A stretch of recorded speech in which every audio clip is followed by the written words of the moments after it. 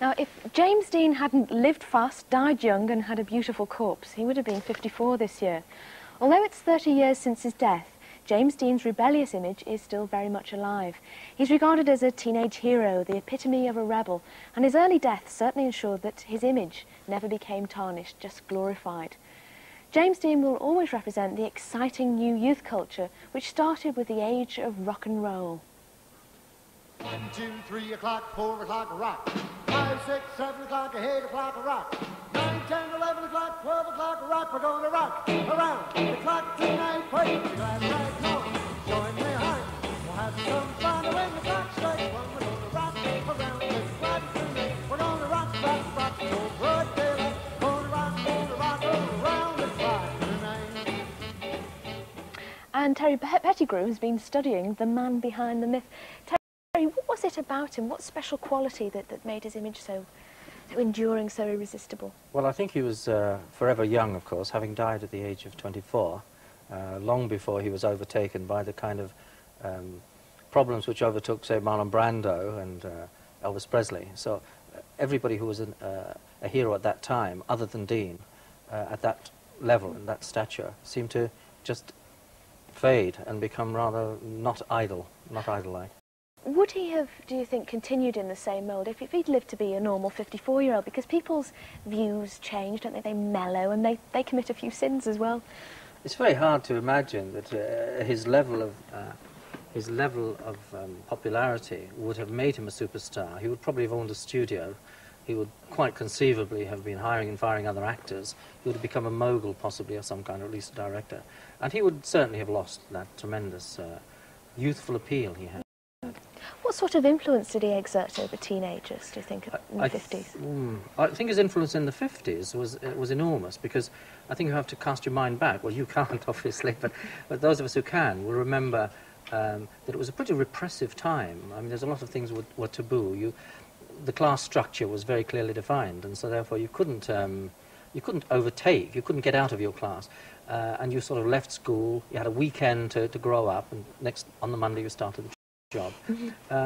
I think what James Dean did for most of us was he made it seem possible that we could escape that particular path, that we could, if we wanted to be writers or actors or something, that there was an opportunity there if we just plugged away at it. I think that is probably the greatest legacy he left our age. There are plenty of rebels about now, aren't there? Do you think there's still any influence left for the teenagers of today?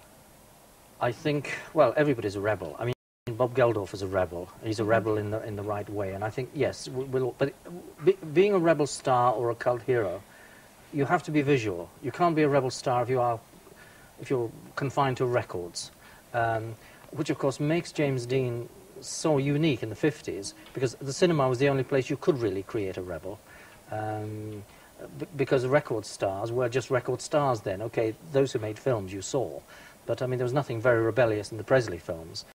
Of that particular How would you period. compare him with Presley? Well, both mammoth influences on youth culture, youth dress, and the way youth paced itself at that time. But of course, Presley got old, and he took to drugs, and he just sort of disappeared as a youthful idol. Dean remains youthful. He will never be destroyed. He will never shuffle around overweight like Marlon Brando does. He is forever young, forever beautiful. Do we have any heroes now, any real heroes, do you think? Well, obviously, every generation has its own heroes, and I would imagine that they compare to the ones of the past. I just find about James Dean something very mystical, very mythical almost. And if I may just put a brief plug in, Radio 4 tonight, 7:20, we're doing a programme on James Dean, and we've got Adam Faith and Carol Baker and Ray Connolly on. And I think a lot of these kind of questions will be answered in that. OK, well, we look forward to that. We'll be able to hear what sort of influence he had on them, perhaps. Yes, everybody tune in. Thank you. Thank you, Terry. Thank you for joining us this morning. And a show opened last week which tells the life story of another legendary Hollywood star, Judy Garland. Judy recalls the child star of The Wizard of Oz, who became one of the most glittering musical stars of the 1940s and 50s. She died alone in London in 1969, quite tragically. Terry Whale is the author of Judy and is here with us now. well, going by the success of what opened at Bristol Old Vic last week, there is still the demand for Judy Garland. There is still the memories of her. Tremendous interest in her and her story, which was a riveting and exciting story, as well as being a tragic one. And, of course, there are a lot of people still around who remember vividly the concerts of her later years and what exciting theatrical entertainment they made. And I've tried, in a sense, to recreate that excitement. What actually drove you to write a musical about Judy Garland? Well, partly the character of the lady herself. Most writers look for some... Well, when you're writing a play at all, you look for some kind of consistency in a character. With Judy, if she appears to be the same person in 2 scenes running, then I've got it wrong. She was totally elusive, right. A mercurial character, and I think that's been a great challenge. The other reason was to find the right person to play it, of course, and, right. And I found that very person in my own wife, who played Piaf on several occasions, and suggested herself to me for this. This is Leslie Mackey, who also shares the same birthday as Judy Garland as well, is the same height, and people say she looks very like her. We can see her singing a song just now. What is the song that she's going to sing? Well, the song is by Rodgers and Hart, and it's called You're Nearer. Leslie Mackey. You're nearer than my head is to the pillow, nearer than the wind is to the willow, dearer than the rain is to the earth below, precious as the sun to the things that grow. You're nearer than the ivy to the wall is, nearer than the winter to the fall is. Leave me, but when you're away, you know you're nearer, for I love you so.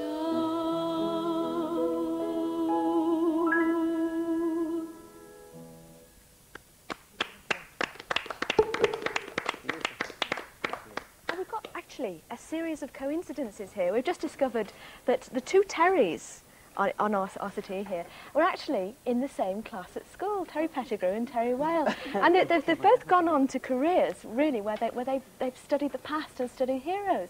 Do you think, was there something in the water at your together school? once. It was a school play, do you remember? Yes, I do indeed. I'll never forget it. A much bigger name than us and the rest of the school play. You were dressed as a girl, I seem to remember. I played Kate in the Shrew, that's right. Yes. I think we'll move swiftly on from that point.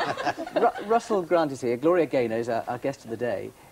Judy Garland, she meant a lot to you, Russell. You were in musicals. She was a heroine of yours? Star is Born. I think as much as Barbara and Chris Christopherson and all the rest of them tried to do the remake of A Star is Born, I don't think it ever compared with the Judy Garland and the James Mason version. I mean, those wonderful raunchy numbers, wasn't there? You gotta have bells that'll ring, you gotta have songs that'll sing, and The Man That Got Away, Larry Grayson's theme song now. Every Is word's it an the sort audition. of music that appeals to you, Gloria? Or Absolutely.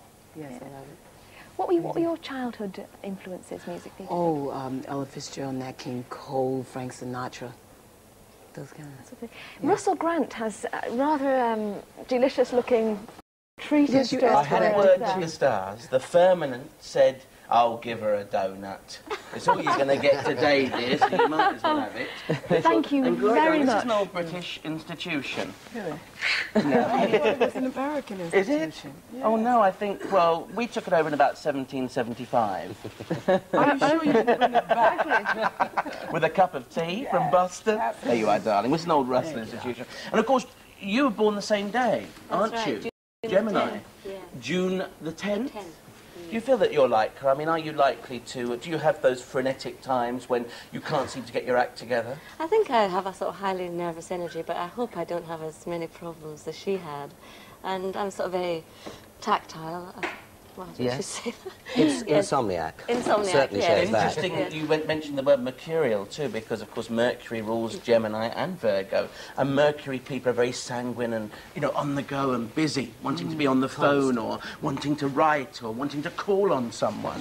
Is that like you too, Gloria? Oh, yes, very. What is it about heroes that we look back at these people? I mean, sadly, after they've died, they become big heroes, don't they? Judy Garland, right, she was a heroine in her own time, but it was after the death that the myths all started about Judy Garland and all the autobiographies and things. That's very true, yes, yes. But I think we live in an age now without heroes. And while one looks back and, in a certain sense, one can actually say, thank goodness those days have ended because a lot of people suffered a heck of a lot. It's still a bit dull now, I think, without them. Well, let's just take a quick pause there for a last look at the news headlines this Monday morning, the last day of September. It's been a quieter night in Brixton after the weekend's rioting. The police cordon has been lifted and the area is reported to be returning to normal. But there has been some sporadic violence.